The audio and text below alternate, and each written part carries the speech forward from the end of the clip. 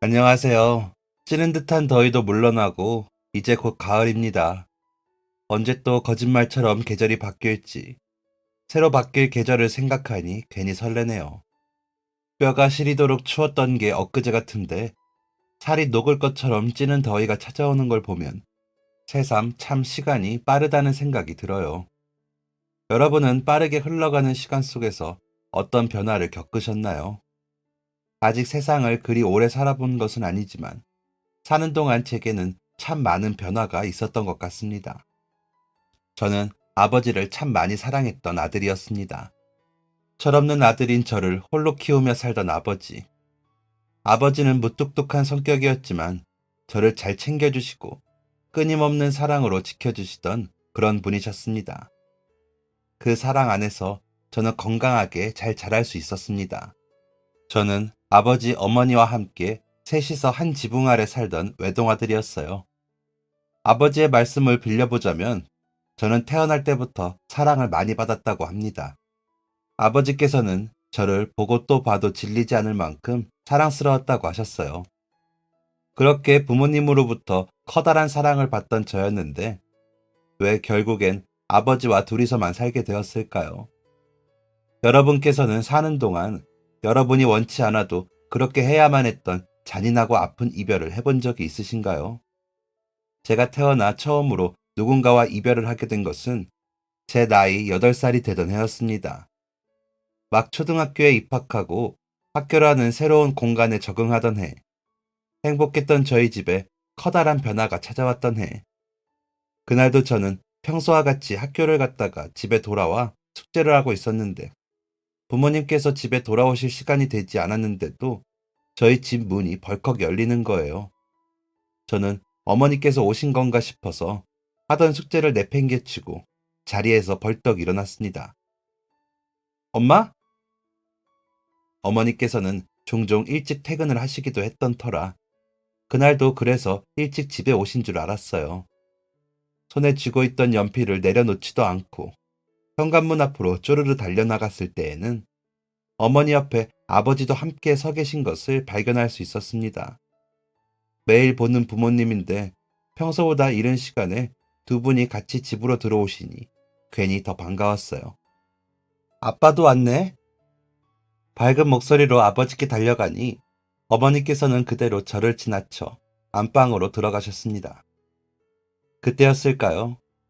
아주 잠깐 동안 본능적으로 어머니 아버지 두 분께서 평소와 달리 조금 이상하다는 생각이 들긴 했었습니다. 그리고 그 이상한 예감은 틀리지 않았더군요. 아버지의 얼굴에마저 짙게 들이운 어두운 그림자는 저를 불안에 떨게 했습니다. 침묵 속에 밥상이 차려지고 평소처럼 둘러앉아 밥을 먹는데도 냉랭한 분위기는 계속되었어요. 그것은 그날 이후로도 약 일주일간 계속되었습니다. 처음에는 그런 부모님이 어색해서 일부러 더 오버해서 웃고 장난치던 저도 점점 그들의 분위기에 물들어 그늘져 갔습니다. 그리고 일주일 후 또 어머니 아버지 두 분께서 나란히 집으로 들어오셨어요. 일주일 전에 그때보다 더 무거운 분위기였습니다. 두 분의 얼굴에는 처음 보는 낯선 표정이 그려져 있었는데 특히 아버지의 표정이 정말 이상했었어요. 슬픔과 분노, 그리고 아픔으로 가득했던 아버지의 표정은 저를 끝내 울음을 터뜨리게 만들었습니다. 엄마, 아빠, 왜 집에서 한마디도 안 해?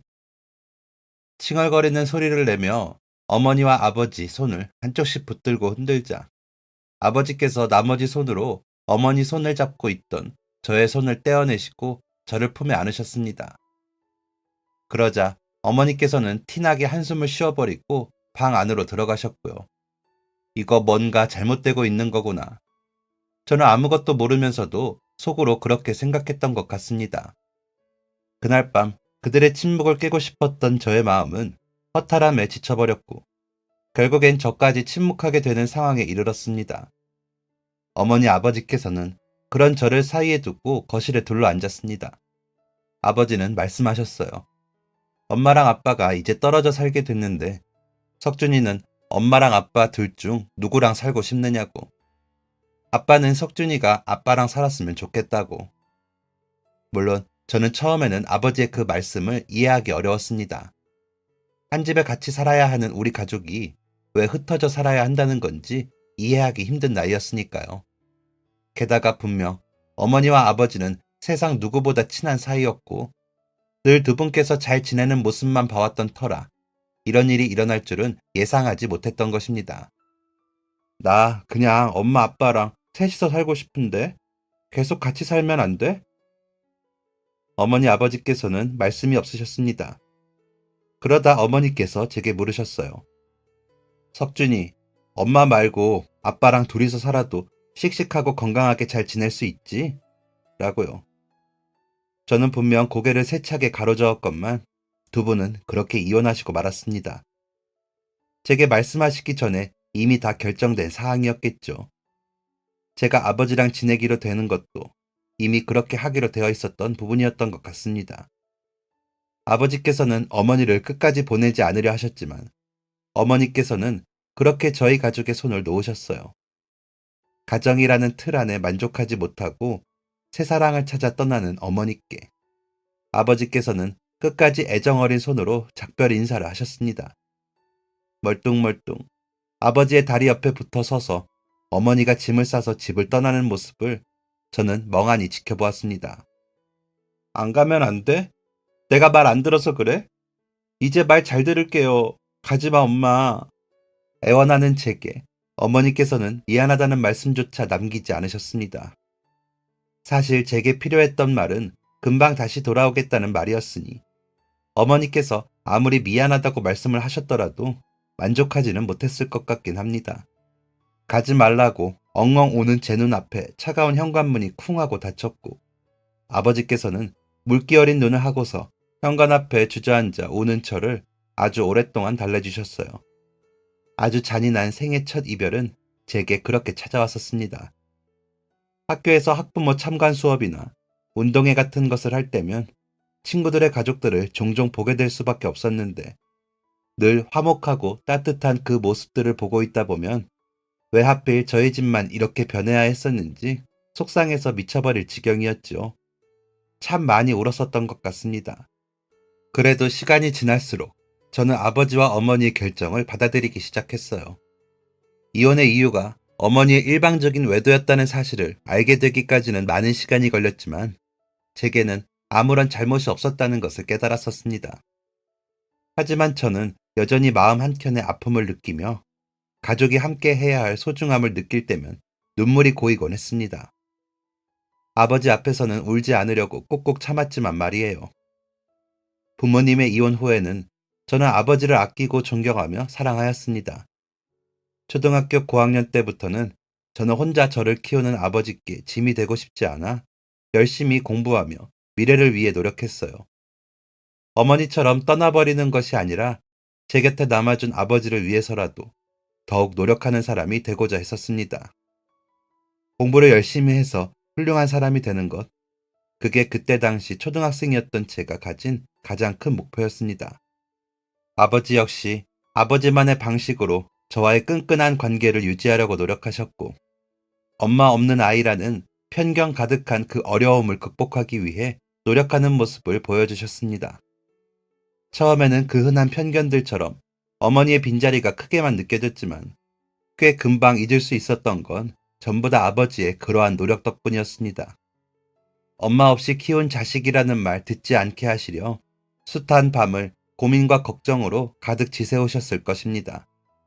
시간이 흐르면서 저 역시 성장하고 변화하기 시작했답니다.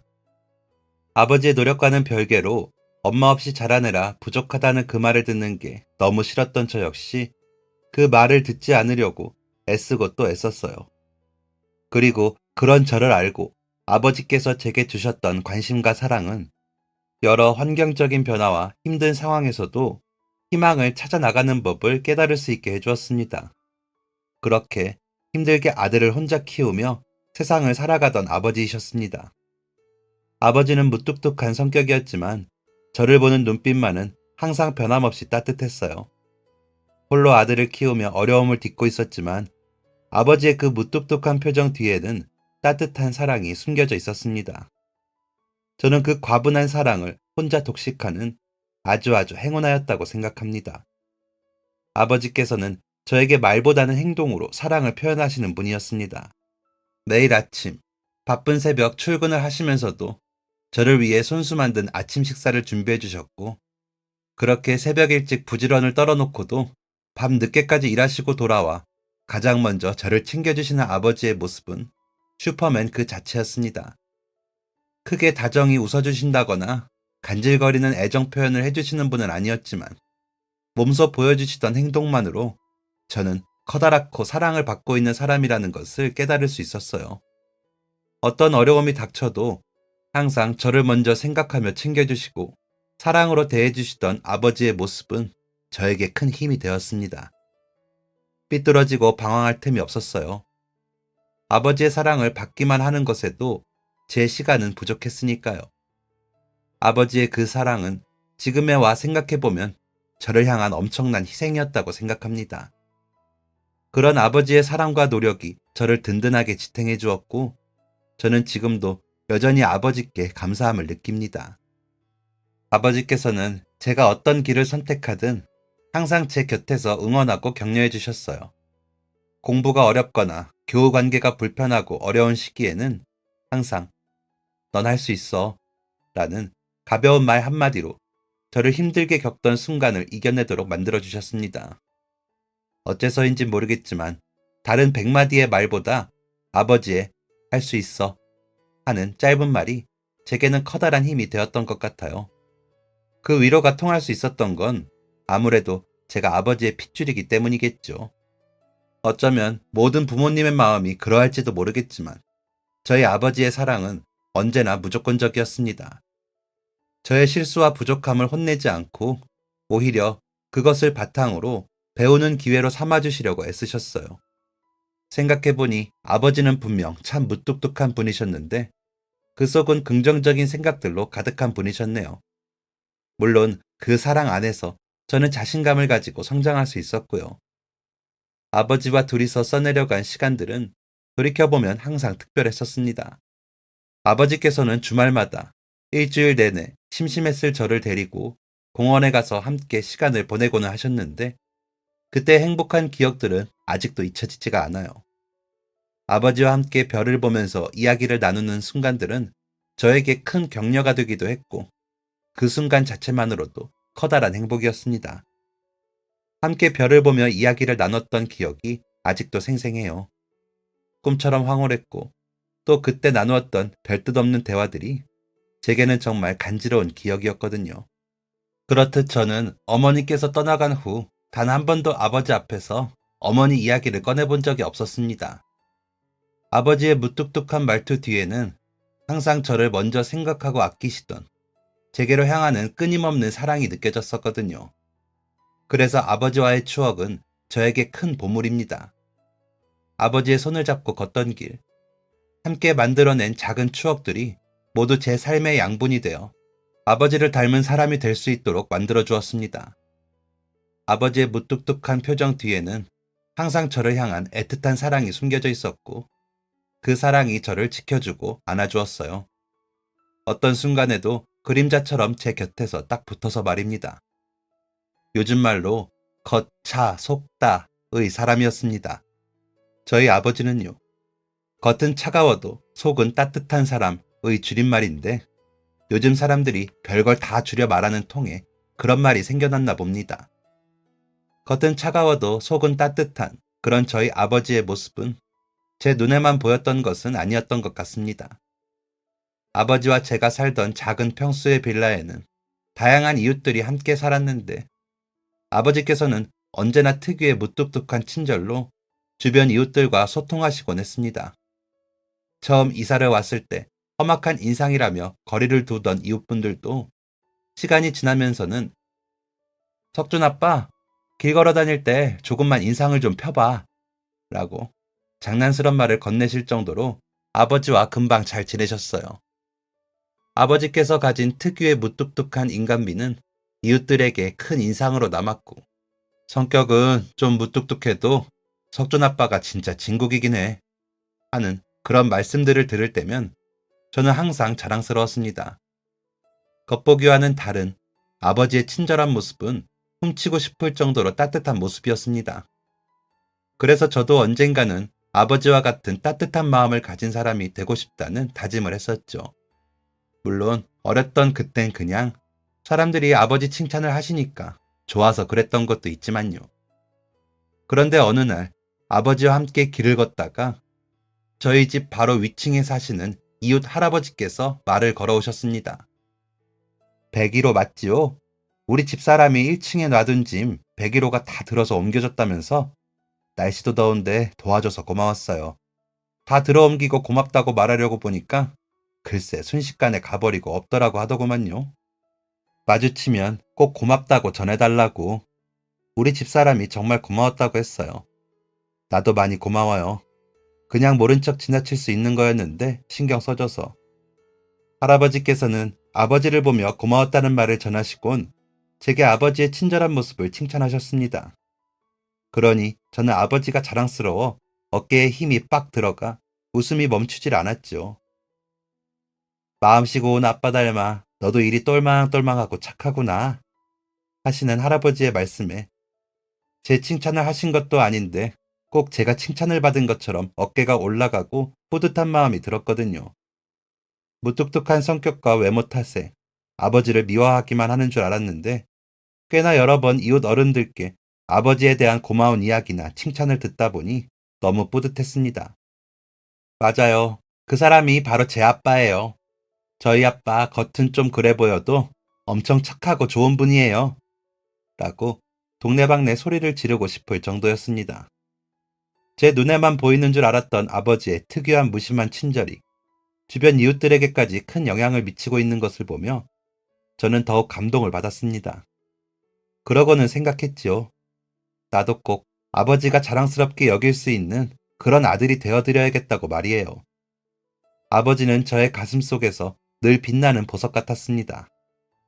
아버지께서 저를 바라보는 따뜻한 눈빛과 손길은 저에게 언제나 안정감을 주었고 그 사랑이 있었기에 제가 흔들리지 않고 성장할 수 있는 큰 힘이 되었던 것 같아요. 부모님이 이혼을 하시고 엄마 없이 아빠와 단둘이 산다는 사연은 정말 많은 사람들로부터 관심을 받게 되는 것이고 그 관심은 제게 수없이 많은 상처를 남기기도 하거든요. 하지만 그런 환경 속에서 저는 아버지의 사랑을 생각했고 어떤 어려움이 닥쳐도 포기하지 않고 노력하는 사람이 되어야겠다고 다짐하게 되었습니다. 그만큼 크고 깊은 영원한 사랑을 받았으니 작은 일에 무너지거나 실망시켜드리고 싶지가 않았기 때문입니다. 아버지의 사랑은 어린 저의 인생을 그렇게 밝게 비춰주었고 저는 그 사랑을 영원히 누리고 싶은 철들고 싶지만 철들지 못한 어리숙한 아들이었습니다. 아버지의 사랑을 독차지하며 폭풍 성장하던 그때 제 나이는 16살이었습니다. 중학교 3학년이었지만 또래의 아이들보다 키가 작고 성장이 더딘 편이었죠. 키가 안 큰다고 속상해하는 제게 아버지께서는 다 때가 되면 큰다고 무심히 고봉밥을 얹어주시고는 했었습니다. 저는 저녁밥을 6시에 먹고 9시에 또 먹어댔어요. 학교를 마치고 돌아오면 배가 고파 견딜 수가 없어서 6시에 혼자 밥을 챙겨 먹고 9시에는 퇴근한 아버지께서 혼자 밥상 앞에 앉아 계시는 게 속상해 그 옆에 앉아 또 밥숟가락을 들었었답니다. 그날은 아버지께서 밤 늦게까지 잔업을 하시느라 9시가 훌쩍 넘도록 집에 들어오지 않으셨던 날이었어요. 울릴 일이 잘 없는 집 전화기가 울리고 전화기 너머에 아버지께서는 말씀하셨습니다. 아빠, 일이 안 끝나서 많이 늦어. 먼저 자. 특별한 일은 아니었어요. 종종 있는 일이었으니 말이에요.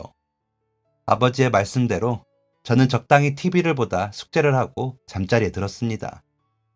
그렇게 한참 단잠에 빠져있던 새벽, 아마 새벽 1시쯤 되었던 것 같아요. 달콤한 잠에 빠진 저를 누군가 다급히 흔들어 깨우기에 떠지지 않는 눈을 억지로 비비며 잠에서 깼었습니다. 그런데 눈을 뜨자마자 제 눈앞에 보인 건 아버지의 무척 다급한 얼굴. 태어나 처음 보는 아버지의 불안한 얼굴이었습니다. 당장 밖으로 나가자. 얼른! 아버지께서는 키는 작아도 살이 불어 꽤 몸무게가 나가는 저를 거의 안아들다시피 옷깃에 감싸 안고 빌라 밖으로 빠져나오셨습니다. 건물은 불길에 휩싸여 있었고 기분 나쁜 냄새의 연기 때문에 기침이 멈추질 않았어요. 그런데 그때 아버지께서 제게 여기서 꼼짝 말고 기다리라는 말씀만 남겨두고 그대로 빌라 안으로 다시 들어가시려 하는 것입니다. 아빠, 왜 다시 들어가? 가지 마! 소리치는 제게 아버지께서는 말씀하셨어요. 이 빌라에 우리만 사는 게 아니지 않느냐고요. 얼른 들어가 다른 이웃들에게 불이 났다는 걸 알려야 한다고. 그렇게 아버지께서는 1층 현관에 있는 화재 경보기를 몇 번이나 두드려 보시더니 다시 등을 돌려 제게 한 번 더 거기 꼼짝 말고 있어 하시고 층층이 계단을 올라 초인종을 누르셨습니다. 건물 밖에서 바라보는 그날의 창문들을 저는 아직도 잊지 못합니다. 아버지께서 오르는 계단에 한 층씩 불이 켜지고 이윽고 초인종 소리를 들은 이웃들이 집에 불을 켜는 그 풍경들. 하나 둘 느리고 느리게 켜지던 이웃집의 형광등을 잊을 수 없습니다. 1층에 살고 계시던 이웃부터 한 분, 두 분 건물을 빠져나오는 동안 저는 발을 동동 구르며 아버지께서 빨리 밖으로 나오시기만을 애타게 기다렸습니다. 마침내 마지막 층에 불이 켜지고 그 이웃들마저 계단 아래로 내려와 건물 밖으로 빠져나왔을 때 저는 이제 드디어 아버지도 내려오시겠구나 하는 마음에 조금 안도했었어요. 하지만 한참을 기다려도 아버지께서는 내려오시지 않았고 저는 이미 많이 울어 다 쉬어버린 목소리를 하고서 아버지를 부르고 또 불러야 했습니다. 뒤늦게 도착한 소방관 아저씨들이 건물 안에 아버지가 계신다는 이야기를 듣고 급하게 빌라 안으로 들어가셨고 소방관 아저씨에 의해 건물 밖으로 가까스로 탈출한 아버지의 모습은 만신창이가 되어 있었습니다. 활활 타오르는 불기둥이 건물을 집어삼킬 듯 거세게 번지는 동안 저는 제 눈앞의 모든 상황이 비디오 테이프를 느리게 감는 것처럼 느리게 보였습니다. 머리는 모두 타버렸고 까맣게 그을린 아버지의 모습은 사람의 몰골이 아니었어요. 급히 병원으로 실려갔지만 호흡기까지 타버린 상태였습니다.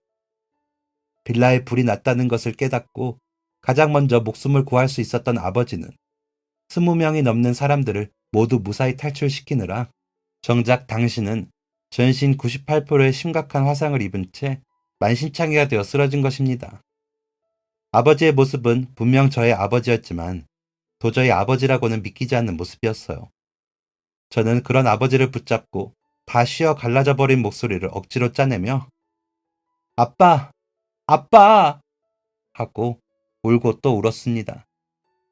소식을 들은 고모께서 신발도 신지 않은 채 병원으로 달려오셨고 아버지께서는 수술실로 들어가셨습니다. 아빠 좀 말리지 그랬느냐고 다그치는 고모에게 저는 아무런 말도 할 수 없었어요. 그렇게 한 달에 걸쳐 2번의 대수술을 받았던 아버지께서는 마침내 깨어나 저와 고모의 손을 잡으셨습니다. 그 낯선 감촉과 온도는 너무 슬프고 애절해서 눈앞에서 아버지를 말리지 못했던 저 자신을 죽일 듯 원망하고 또 원망했습니다. 그리고 그날 밤 아버지께서는 결국 숨을 거두셨습니다. 정말 받아들이기 힘들었습니다. 아버지의 장례식엔 빌라 사람들이 찾아와 주셨어요. 모두가 하나같이 제 손을 붙잡고 그렇게 말씀하셨습니다. 미안하다, 미안해. 저는 솔직히 그 사람들이 하나도 반갑지 않았습니다. 정말 너무너무 원망스러웠거든요. 이웃들에겐 아무런 잘못이 없었지만 그들을 탓하고 싶었습니다. 아버지께서 그들을 구하기 위해 목숨을 잃었다는 생각에 얼굴을 보는 것이 힘들었습니다. 무슨 생각으로 아버지의 장례식이 끝났는지 모르겠어요. 눈 깜짝할 새에 장례식은 끝이 났습니다. 그렇게 순식간에 아버지를 잃은 저와 오빠를 잃은 고모는 결국 한 집에 살게 되었습니다. 엄마도 없이 혼자 남은 저를 혼자 둘 수 없다는 게 고모의 생각이었습니다. 저는 고모의 집으로 들어가게 되었어요. 아버지와 살던 집은 복구를 해야 했으니까요. 고모는 온종일 자주 혼잣말을 하셨어요. 이 나이 되도록 결혼도 못하고 혼자 산다고 손가락질도 많이 받았는데 그걸 견디고 나니 이렇게 저런 자식이 생기네. 저 자식하고 이렇게 살게 될 팔자였나 보다 내가. 고모께서는 아버지를 닮아 무뚝뚝하고 가난한 집안의 장녀로 자라 드센 성격이셨지만 그럼에도 아버지를 닮아 마음씨 많은 따뜻한 분이셨습니다. 고모, 저 그냥 보육원에 보내셔도 돼요. 저는 그런 고모께 느닷없이 신세를 지게 된 것이 죄송해 종종 그런 말을 했었습니다. 아버지를 잃은 속상함에 사춘기 반항심에 뱉은 말이기도 했었고요. 하지만 그럴 때마다 고모께서는 이렇게 말씀하셨습니다. 내가 너를? 미쳤다고 내가 너를 거기 보내겠니? 다시는 그런 소리 하지 마라. 나도 어려서 부모님 먼저 돌아가시고 오빠 손에 자라면서 얼마나 힘들었는지 모른다. 어디 누구한테 엄마 아빠 보고 싶다고 말 한 번 시원하게 못하고 사는 게 얼마나 괴로웠는데 내가 너를 어떻게 모른 채 하니? 다른 사람도 아니고 겨우 3살 차이 나는 동생을 진짜 부모처럼 업어 키워준 오빠의 자식인데 다시는 나한테 그런 소리 말거라. 누가 뭐래도 우리는 가족이야. 세상에 둘만 남은 가족. 네가 없으면 나도 가족이 없는 거고 내가 없으면 너도 가족이 없는 거야. 고모의 그 말씀이 얼마나 슬프고 외로운 말이었는지 그때는 알지 못했습니다.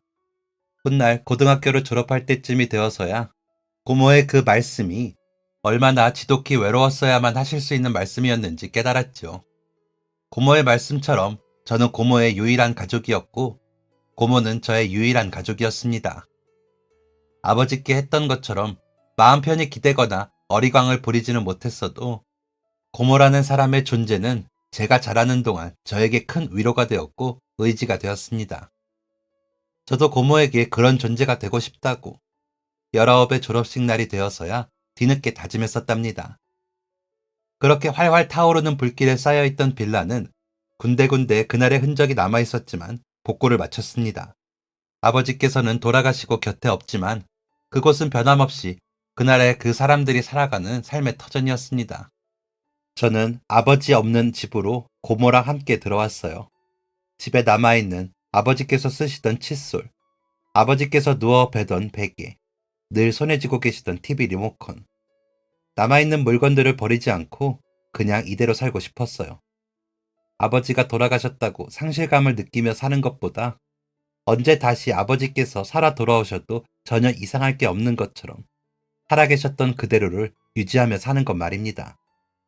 그런 슬픔 속에서도 고모는 종종 저를 어렵고 어색해 하셨지만 저는 고모와 함께 지내는 것이 어색하다거나 불편하지 않았습니다.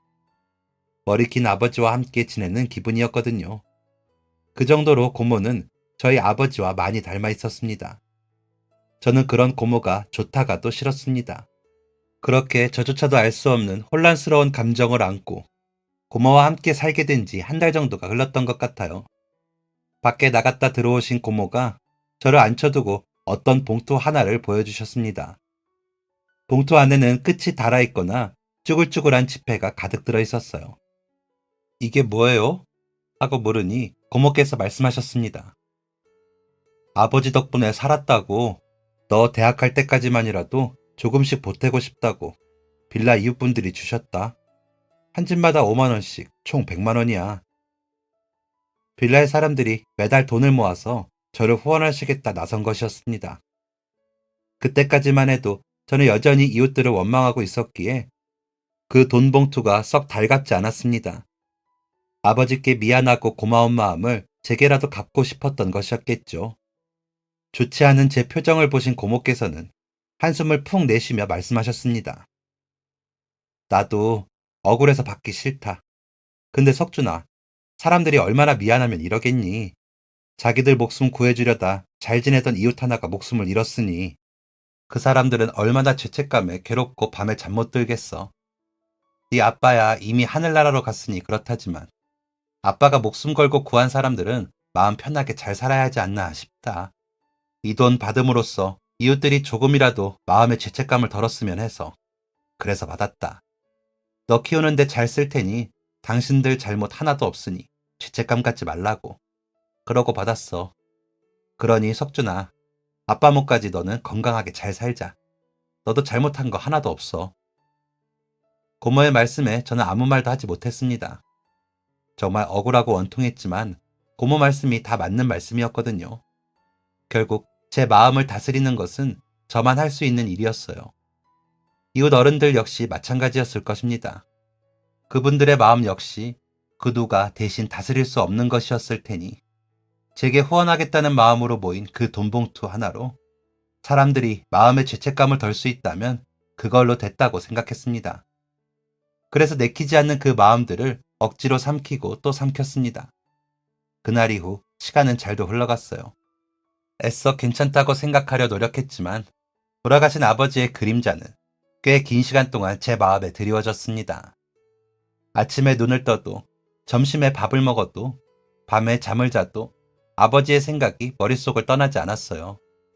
자꾸만 그날 화재 현장에서의 아버지의 모습이 떠올랐습니다. 제게 여기서 꼼짝 말고 기다리라고 하시던 아버지의 모습, 들것에 들려 알아보기 힘든 얼굴을 하고 내려오시던 모습까지.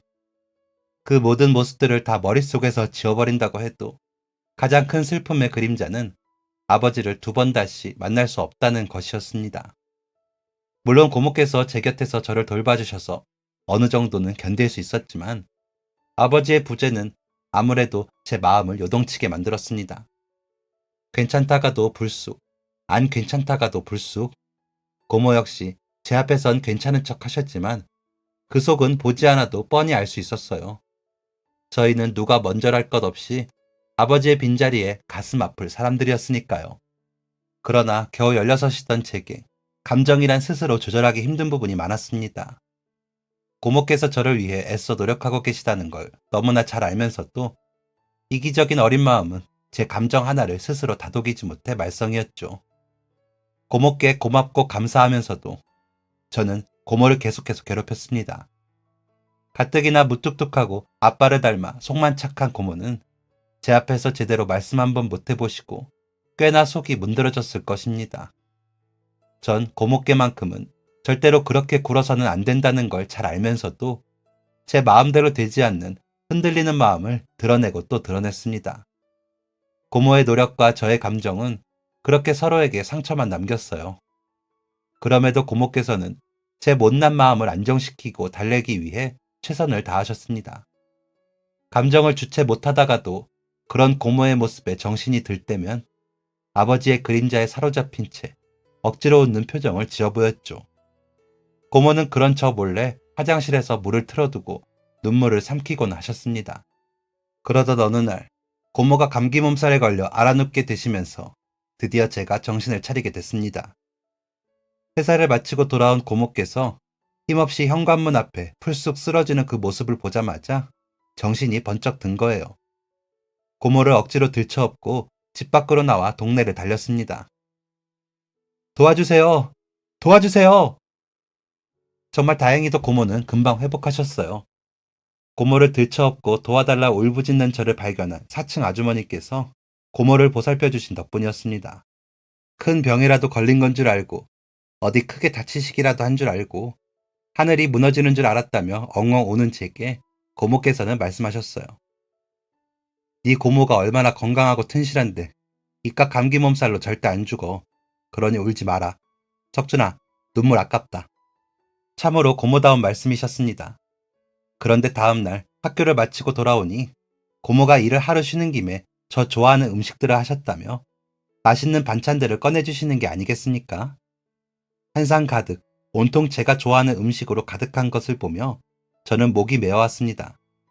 아무리 큰 병도 아니고 어디를 크게 다친 것도 아니라지만 그래도 감기 몸살인데 너무 아파 현관문 앞에 쓰러지기까지 하셨는데 그 몸을 이끌고 저 좋아하는 음식들을 하루 종일 만드셨을 것을 생각하니 속이 상해서였어요.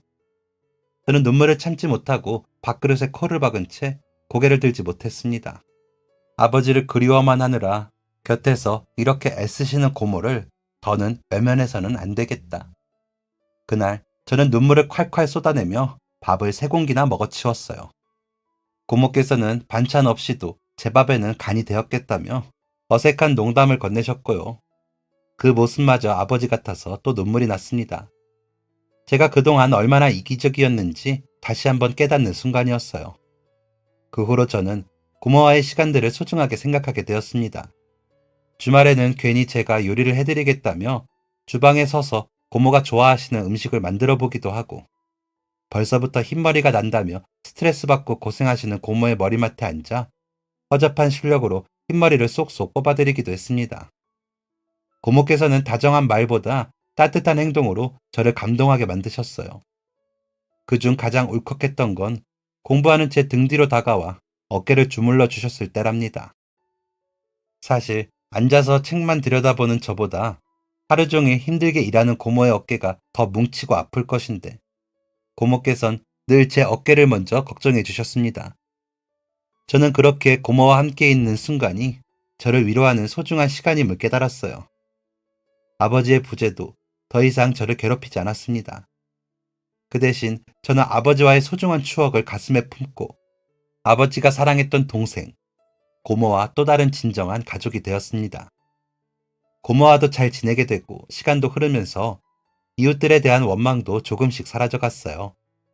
1년 사이 빌라를 떠나 이사를 간 이웃들도 있었지만 늘 돈봉투엔 100만 원이 꼬박 채워져 고모 손에 전달되었습니다. 이사를 갔음에도 아직 이 빌라에 살고 있는 다른 이웃들을 통해 돈을 보내온 것입니다. 그리고 그 집요한 마음들이 다정하고 고맙게 느껴지기 시작한 것은 제가 고등학교에 올라갔을 때였어요. 저는 차츰 그들에 대한 원망을 지어갔고 원망을 비우고 보니 그들 역시 저희 아버지께서 그러셨던 것처럼 다정하고 좋은 분들임이 보이더라고요. 저는 종종 3층에 살고 있는 동생들에게 초코파이를 나눠주기도 하고 엘리베이터에서 만난 어르신들의 짐을 들어드리기도 하는 등 조금씩 변해갔습니다. 어렸을 적 아버지께서 하시던 모습 그대로를 따라하게 되더라고요. 그랬더니 이웃 주민분들께서도 제게 전보다 더 편하게 마음을 열고 대해주시기 시작하셨습니다. 웃지도 울지도 못할 표정으로 저를 안쓰러워만 하셨던 어르신들께서 활짝 웃어도 주시고 설날엔 세배도 드리지 않았는데 세뱃돈 하라며 쌈짓돈을 꺼내 손에 쥐어주시기도 하고 아무것도 아닌 날 길에서 만나면 공부할 때 까먹으라고 사탕이나 초콜릿 같은 간식들을 쥐어주시기도 하셨습니다. 그렇게 지내다 보니 그동안 원망하고 미워했던 것이 얼마나 멍청하고 어리석은 짓이었는지 알겠더라고요. 어느 하나 나쁜 분 없이 모두가 따뜻한 마음씨를 가진 분들이었는데 그래서 아버지께서도 기꺼이 모두를 구하고자 하셨던 것이었을 텐데 죄 없는 이웃 사람들에게 제가 철없이 참 나빴었다 싶어 후회하고 반성하게 됐습니다. 고모께서는 그런 이웃들에게 후원받은 돈으로 제가 더 공부를 열심히 할 수 있도록 도와주셨어요. 그 덕에 가난한 처지에 맞지 않게 잠깐이지만 학원도 다녀보았습니다. 학원은 정신사나워 집중이 안 되니 혼자 하는 게 더 나을 것 같다는 핑계로 그만뒀지만 말이에요. 아무리 아버지를 닮아 드센 고모라지만 고등학생 조카를 혼자 키우시기란 많이 버거우실 터였습니다. 생활비도 빠듯하실 텐데 제 앞으로 들어온 돈이라고 꼭 제 교육에만 쓰시려고 애쓰시는 모습이 속상해서 일부러 그랬어요. 그래도 남들 다 하는데 꼭 해야 한다고 강조하시던 고모의 고집을 꺾어가면서 학원을 그만뒀으니 저는 무조건 1등이 되어야겠다는 생각이 들더군요. 그래서 죽을 기세로 덤벼 전교 1등이 됐습니다. 하루 종일 밥 먹고 화장실 가는 시간 빼고는 잠들기 전까지 책만 팠던 것 같아요. 시간도 잘 갔고 시험 치면 문제가 어렵지 않아 좋았습니다. 아쉽게도 전교 1등의 짜릿함은 딱 한 번만 제게 주어졌었지만 5등 아래로는 결코 내려가는 법이 없었어요. 저는 그렇게 미친 듯이 공부에 중독되어 있다가 치대에 진학했습니다. 사실 처음엔 의사가 되고 싶은 마음은 없었어요. 남들보다 더 오랜 시간을 공부하고 돈을 벌기 위해 더 많은 과정이 필요했으니까 말이에요. 그런데 치대에도 갈 수 있는 성적이라는 담임 선생님의 말씀을 들은 고모께서 도통 고집을 꺾지 않으셨습니다. 공부할 돈 부족할까 그러는 거라면 걱정하지 말라고. 여태 빌라 사람들이 너 후원하겠다고 보내준 돈 하나도 안 쓰고 다 모아뒀다고. 그 말을 듣는데 왠지 모르게 안심도 되고 제가 정말 의사가 되어서 고모를 비롯한 이웃 어른들에게 받은 만큼 갚게 되는 제 모습이 그려지기도 하더라고요. 강한 확신이 들자 고등학교 때 그랬던 것처럼 또 열정에 사로잡혔습니다. 꿈이라고 하기엔 좀 그렇지만 그렇게 표현해도 전혀 이상하지 않을 만큼 뚜렷한 목표가 있으니 대학 공부도 수월하게 느껴졌어요. 물론 그만큼 잠도 못 자고 놀지도 못했지만 제가 이렇게 공부할 수 있다는 것에 그저 감사했어요. 잠을 자고 술을 먹고 노는 것은 사치스럽다 생각했습니다. 전혀 불행하지 않았어요. 정말입니다.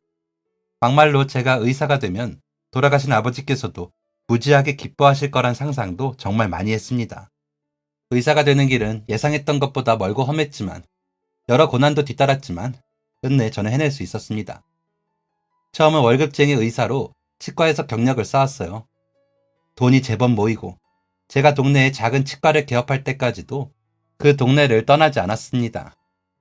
이제 제가 다 컸으니 혼자서도 알아서 잘 살게 됐으니 더 이상 한 집에 같이 살기 징그럽다고 집을 나가버린 고모께서도 멀리 떨어져 사는 것만은 죽어도 안 된다는 저의 만류에 동네를 떠나지 못하시고 가까운 곳에 거처를 마련하셨습니다. 어른이 되기까지의 세월 동안 저를 예뻐해 주시고 끝까지 후원해 주셨던 빌라 어른들의 곁을 떠나고 싶지 않았던 저의 고집이었습니다. 그렇게 끝내 동네에 작은 치과를 개업하는 것까지 이루고 나니 마음이 한결 편안해졌어요. 그래서 첫날은 고모와 빌라 이웃들만 모시고 문을 열었습니다. 무료 검진은 물론 치료까지 전부 해드리겠다는 저의 말에 사람들은 쑥스러워 하시면서도 연신 고맙다는 말을 건네셨습니다. 싫다고 거절하지 않으시고 모두가 건강한 치아로 문을 나설 수 있게 되어 진심으로 기뻤습니다. 모두의 진료가 끝나는 동안 저는 그분들의 고맙다는 말에 한 번도 쉬지 않고 말했었습니다. 제가 의사가 될 수 있었던 건 다 어르신들 덕분이잖아요. 제가 더 감사하죠. 저 이제 겨우 월급쟁이 벗어나 우리 빌라에 앞으로 갚아야 할 게 더 많으니 이 동네에서 오래오래 이웃으로 함께 살아요. 그러면 어르신들은 그럴 것 없다고 민망해 하시며 누구 덕분에 이 나이 먹도록 목숨부터 살고 있는데 하고 눈시울을 붉히시다가도 꼭 주변 사람들한테 앞으로 치과는 무조건 여기 라고 말씀하셨습니다. 말뿐인 말일지라도 고맙습니다 하고 꾸벅 인사드렸어요. 그런데 말뿐인 말씀은 아니었던 건지 정말 여기저기 소개를 하고 다니셔서 빌라 어르신들 덕분에 새로 개업한 치과치고 많은 사람들이 찾아주시기 시작했습니다. 덕분에 입소문을 타고 치과는 번쩍 성장할 수 있게 되었고 그렇게 치과가 잘 되면서 저는 상상해 본 적 없는 돈을 벌게 되었습니다. 제가 꽤 많은 돈을 벌고 있다는 것을 깨달았을 때 저를 키워주신 고모는 물론이고 빌라 어르신들께도 그동안 도움받은 것들을 갚아야겠다는 생각이 들었습니다. 그래서 그 돈으로 가장 먼저 고모 드릴 차를 하나 샀어요. 고모께서는 차를 받으시고는 이걸 받아야 할 사람은 내가 아니라 힘들 때 너한테 주겠다고 한 푼 두 푼 모아주신 빌라 사람들이다 하고 말씀하셨죠. 그에 저도 당연히 그분들께도 갚아야죠 하고 말씀드렸더니 고모께서 서랍 깊숙한 곳에서 수첩 하나를 꺼내 제게 건네셨습니다. 여기 나중에 갚을 수 있는 형편이 되면 꼭 갚으려고 적어놓았다. 그동안 너 위에 보내주셨던 빌라분들 내가 봉투 받을 때마다 잊지 않으려고 날짜 적어둔 내용이야. 내가 못한 걸 석준이 네가 하는구나. 잘 생각했어. 고모께서는 오래되어 꾸깃꾸깃해지고 빛바랜 수첩의 첫 장을 열어주셨고 그 안에 빼곡하게 적힌 빌라 사람들의 온정을 저는 다시 한번 느낄 수 있었습니다. 그렇게 고모께서 기록해주신 수첩 내용을 토대로 한 집 한 집 돈봉투를 만들어 전달을 하게 되었어요. 앞으로 더 많은 것들로 갚아나갈 예정이지만 우선은 봉투에 그동안 받은 금액의 5배씩을 넣었습니다. 봉투를 전해받은 어르신들은 눈물을 짓거나 웃음을 띠거나 하시며 하나같이 같은 말씀을 하셨습니다. 참 훌륭한 분 그대로 훌륭한 사람이 되었구나. 우리가 너한테 이런 걸 받을 게 못 돼. 네 아버지 덕분에 어떻게 가까스로 죽음을 면한 인생인데. 그런 말씀들을 들으며 또 한 번 아버지 생각이 울컥했지만 기쁜 마음도 감출 수 없었습니다. 제가 이렇게 빌라 어르신들께 받았던 것들을 갚아나가면서 아버지께서 하셨던 일이 한 번 더 그들의 마음속에 기억될 수 있다면 그것보다 더 뜻깊은 일이 있을까 생각했습니다. 그리고 받은 만큼 돌려드리는 것이 당연하다고 생각했고요. 그래서 올해 설부터는 일단 가볍게 과일이나 생선 같은 것들을 보내드리고 있습니다. 그동안 숱하게 지나갔던 명절들에 가장 해드리고 싶었던 것이었습니다. 저희 가족이나 마찬가지였던 어른들께 매해 명절마다 잊지 않고 제게 세뱃돈이라고 5,000원, 10,000원 지어주시던 어른들께 가장 해드리고 싶었던 것. 앞으로의 명절에도 저는 쭉 그분들과 함께 따뜻한 정을 나누고 싶습니다.